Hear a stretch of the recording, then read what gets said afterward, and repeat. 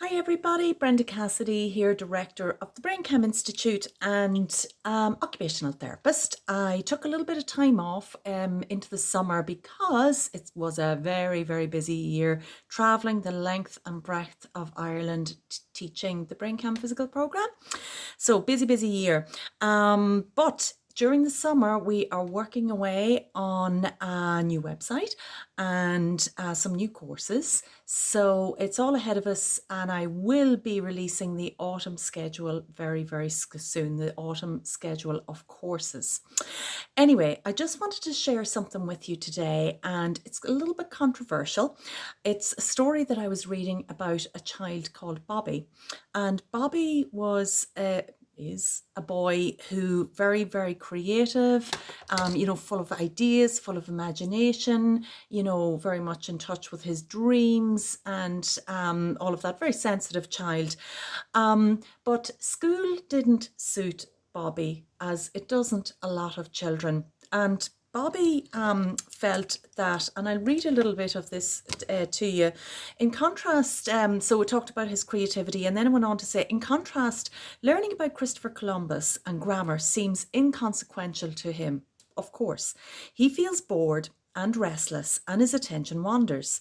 Finally, his teacher sends Bobby to see the school psychologist, who refers him to a medical doctor for evaluation. The diagnosis is quick and swift: attention deficit disorder, ADD. His mother fills Bobby's Ritalin prescription on the way home. Now, Bobby does feel better while taking Ritalin.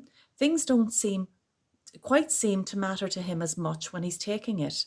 The drug makes Bobby feel less irritated by the fact that his homework assignments are completely irrelevant to his life's purpose. And in fact, the Ritalin makes Bobby not even care about a lot of things, such as his imaginary friends, his intense creativity. But thanks to his diagnosis and prescription, Bobby is now just a normal person who lacks imagination. And there's something incredibly heartbreaking about that, in that the child and happens a lot, is being taught as the way teachers are taught to teach our children. And he just finds certain things completely irrelevant, totally disinterested. And so a lot of these children are labelled as having attention deficit disorder. But the truth of the matter is that they'd really learn well in imagination stuff, in pictures and creativity. But the stuff that I know, there is a certain amount of things that we do have to learn about. We have to learn how to read. We have to learn how to write. Handwriting is still really important, even though there's a lot of typing in computers, but it is really important for brain development. But I just think it's so sad, and probably quite common, I don't know, you can tell me, that children are diagnosed as being fidgety, movey, squirmy, inattentive. And I just wonder if Mozart had been put on Ritalin, or Albert Einstein had been put on Ritalin, or Steve Jobs, maybe he was, I don't know, intensively creative people who probably weren't great at school, didn't really like school. I know some actors who dropped out of school. Had they been put on Ritalin, would we have, the fabulous music? Would we have all those maths equations and E equals MC squared? And would we have the iPhone and the iPad? So the world needs intensively creative people. A lot of these kids do struggle in school, but I'm not completely against a medication where it is fully and completely warranted and gives a relief to the child. Gives, of course, the parents are relieved, who will often have traits of what they've passed on to the child. It's hereditary.